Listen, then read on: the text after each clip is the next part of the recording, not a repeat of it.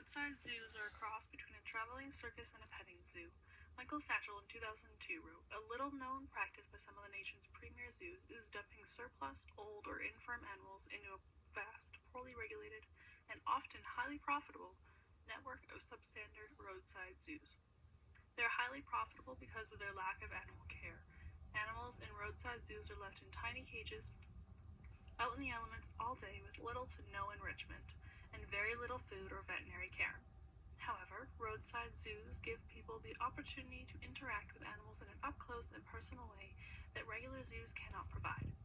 This gives visitors a newfound appreciation for animals around the world." Doris Lynn in 2014 wrote that the term roadside zoo is often used to mean a zoo that is unaccredited and generally smaller with fewer animals and inferior facilities. Satchel confirmed being an unaccredited means that they do not have to follow any of the standards set by the American Zoo and Aquarium Association. The question that needs to be asked, is it ethical for roadside zoos to exist in order for people to be up close and personal with the animals?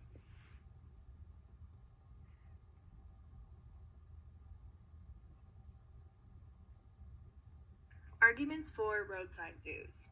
Roadside zoos help to educate the public on the animals that the zoo itself contains, and it helps give visitors an appreciation for the animals in that zoo and the wildlife animals that they may not be able to come face to face with outside of the zoo.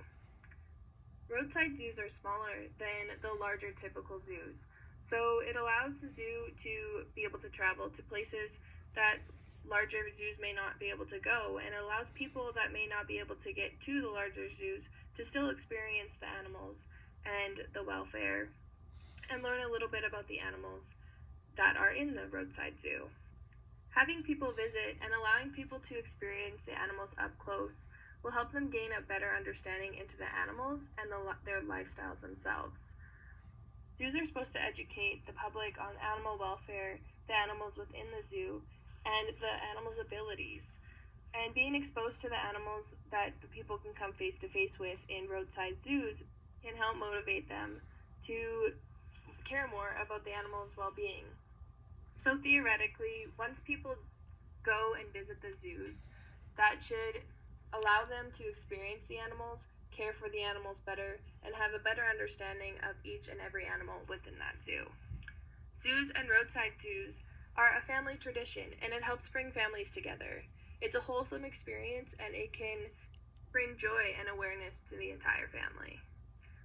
Watching the animals perform in the shows gives enrichment to both the audience and the animal. It gives enrichment to the audience because they're interacting with the animal and seeing it perform. And it gives enrichment to the animal because it allows it to move around and get out of the captivity and the space that it has been in. The second argument for roadside zoos is that zoos save and protect the animals. So zoo animals, once in the zoo and once in captivity, cannot survive properly in the wild. So they can no longer be put back into a wild area. The zoos help protect the animals from predators and poaching and other harmful, life-threatening experiences for the animals. For both credited and unaccredited zoos in the US, all zoos are supposed to follow the Animal Welfare Act, which regulates the treatment of all animals in all the zoos. Roadside zoos also take in animals and exotic pets that people no longer want, saving the animals from alternative lifestyles or being euthanized in the end. Money and financial revenue that the zoo brings in through the gift stores and the admissions and all the shows can be put back directly into the zoo for sources for the animals, such as food, water, and traveling expenses to get them from place to place, instead of the zoo having to put the money back into a place for rent and electricity, since roadside zoos can travel and go place to place. Arguments against roadside zoos. Animals that spend their life in roadside zoos are kept in smaller cages, made of concrete, pens with bars, and not very much availability to their natural environment. These animals are unable to complete natural behaviors, which is one of the 5 freedoms, because they're confined to a cage and moving around and traveling. These same animals experience high stress due to the traveling from place to place, and boredom due to their confinement and their inability to experience the outside world. Roadside zoo animals experience high stress levels because of all the shows and the entertainment that they need to put on for people, as well as the close encounters that they have with humans that they wouldn't normally have in their natural environments. Animals of roadside zoos tend to deteriorate way quicker than animals of the same species found in a natural habitat.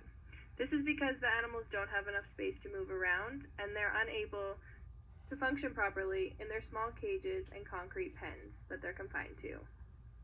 Sadly enough, these same animals will hardly ever, or maybe never, get the opportunity to interact with members of the same species, and unable to experience any of their natural behaviors.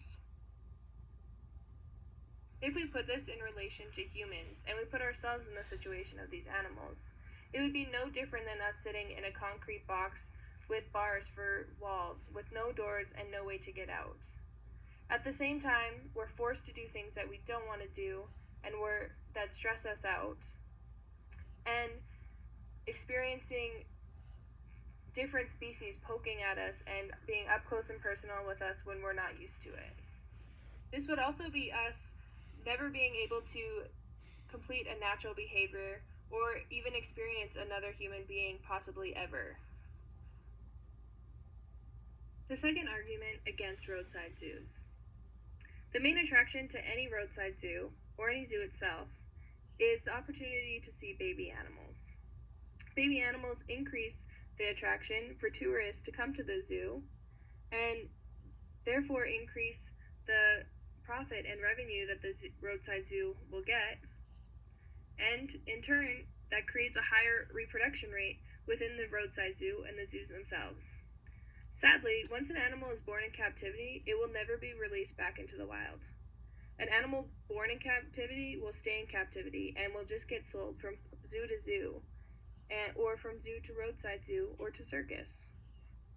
Because baby animals are so desired and bring in so much revenue into a roadside zoo, that causes continual reproduction throughout the roadside zoo and other zoos.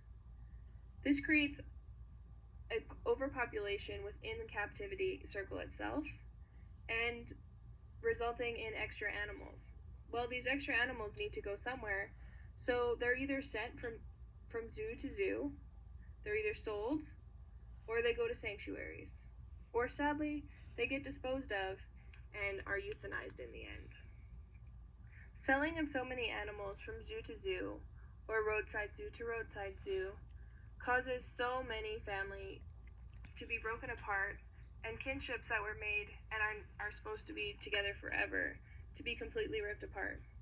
Even if it's a natural behavior and it's a natural instinct for the families to stay together, once the babies are born and get sold, they may never return to the mother or never return to the family union, even though that's what's supposed to happen. It's sad to say, but zoos and roadside zoos are a business. They're in it for the financial revenue and the profit that they can make off of the animals, whether that's fully grown or the baby animals that have just had their start in life. A reporter and photographer who visited more than 24 small zoos around the nation found a pattern of callous treatment and government neglect. For example, 4 big cats died after the USDA recommended their owner places 2 cougars, 4 tigers, 2 adult lions, and a young lion in Don and Dee's Exotic Zoo, a roadside facility in Manson, Iowa. The cougars died apparently from malnutrition, and Steve Bellin, a USDA vet, then inspected the zoo in November 2000.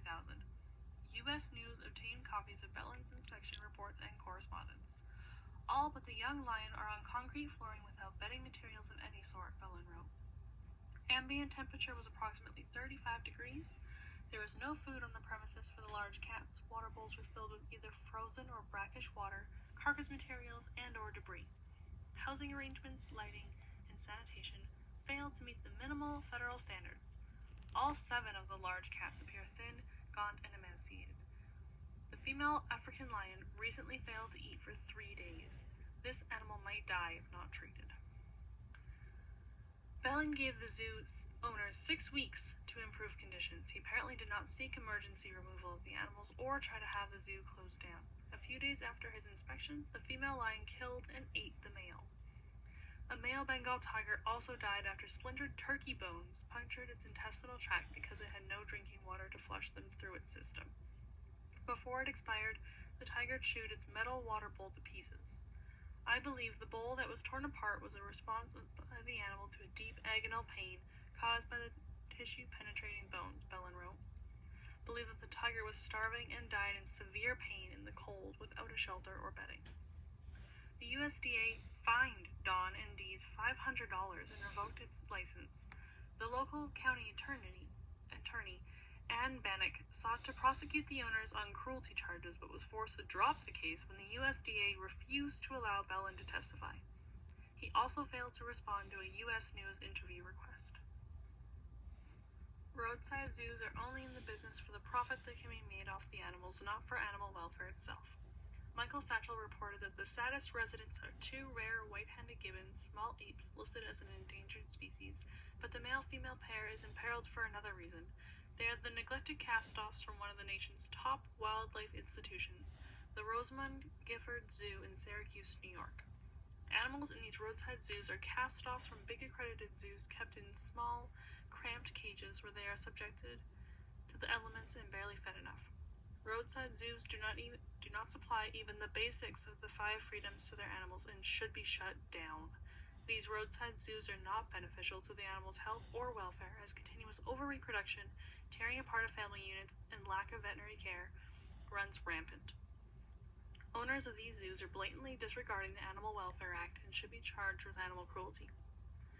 Satchel also reported that half crazy from boredom and lack of exercise, the highly social primates and cooped-up predators often mutilate themselves and spend hours pacing to and fro, biting the bars of their cages.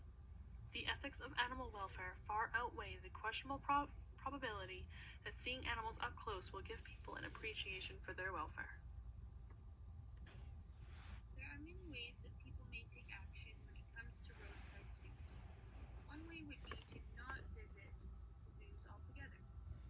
This is probably the most important and influential method of taking action because paying to visit these zoos helps to support the people running them. This allows the zoo to continue to keep animals in tiny cages on display for the public. This further conflicts with several of the 5 animal freedoms, including the freedom to express natural and normal behavior, freedom from discomfort, and the freedom from fear and distress. Another way to take action against these zoos would be that if you do happen to visit a roadside zoo and are concerned about the welfare of the animals, you should document their conditions in captivity by taking notes, photos, and videos. This documentation of severely poor care and treatment of the animals may provide evidence incriminating people who run that particular roadside zoo and may eventually be able to shut it down if the conditions are bad enough. If you are worried that not enough is being done, you can always direct your concerns about animal suffering to your local or provincial SPCA. If conditions are bad enough, the SPCA may need to be contacted in order to form an animal welfare investigation or a rescue mission. You can also make reports about animal welfare issues to your local RCMP branch. If you are concerned about exotic or captive animals, try to investigate and research local laws and enforcement regarding animal possession and treatment or care of exotic captive animals. Another way that you may take action against roadside zoos would be to fight for legal protection and better living conditions for the animals held in captivity at roadside zoos.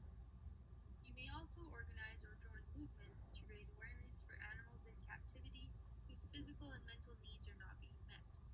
Lastly, you may educate yourself and others on the 5 animal freedoms and what it means to follow these freedoms in a roadside zoo environment. Evidently, roadside zoos jeopardize the welfare of the animals existing within them. It is ethically unacceptable and inhumane to put animals through suffering for entertainment purposes. The 5 freedoms are compromised in roadside zoos, As animals are unable to express their normal behavior, they don't have an appropriate environment, and they undergo significant amounts of stress due to the shows that they perform, as well as their close encounters with humans. The animals do not receive proper veterinary care and are often confined to such small spaces that their bodies begin to deteriorate. Roadside zoos lack the ability and the desire to properly care for the animals and their well-being. The animals also lack proper nourishment and nutrition when involved in a roadside zoo. Based on the evidence provided above, it can be concluded that overall, roadside zoos do not meet the requirements of the 5 freedoms, and they should not be in possession of any animal. The ethics of animal welfare outweigh the visitors' desires for seeing the animals.